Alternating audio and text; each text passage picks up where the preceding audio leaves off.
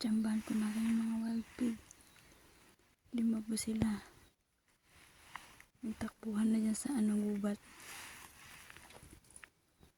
Sayang pa. Parang gustong bumalik.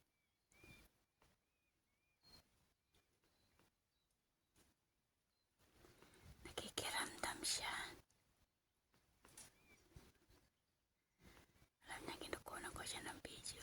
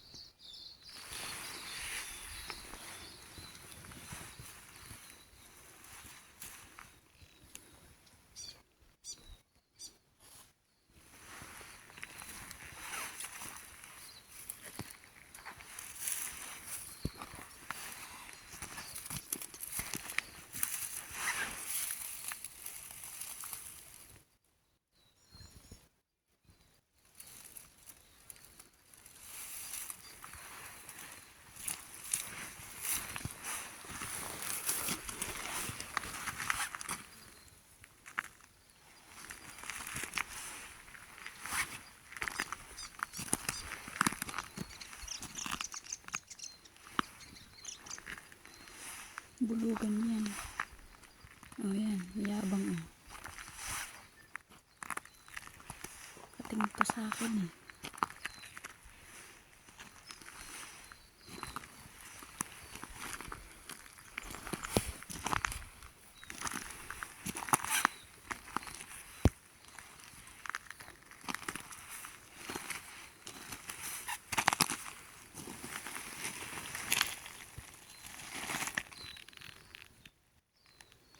Nakatago sila sa ilalim.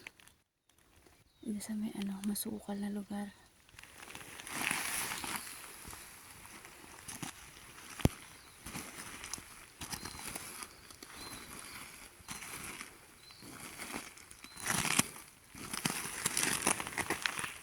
Yan sila.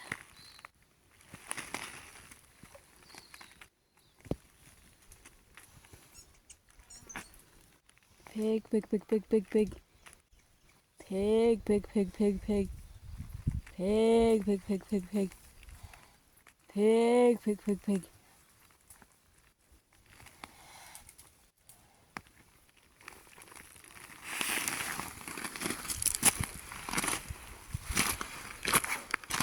Sila sa gubat.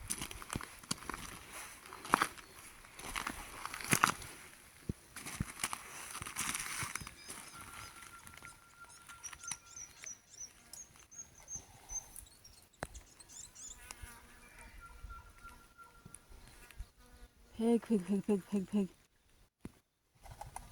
Pig, pig, pig, pig, pig.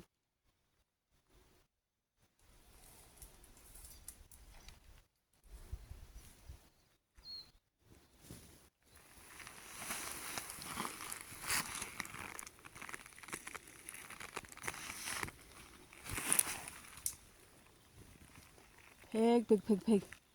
Malalaki nila oh.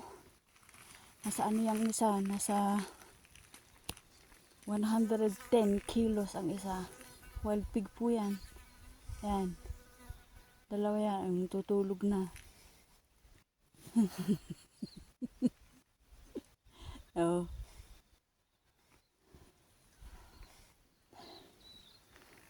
Ito siguro mga nakakatanda. Dalawa. Yung iba nagtago na eh. Sige po. Share na lang po yung video para marami makakita. Marami pong wild pig dito. Natsambahan nga natin sila eh. Share nyo lang po yung video. Para i-like na din. Tsaka subscribe please. Maraming salamat. Dito po yan sa New Zealand. New Zealand. Bye bye.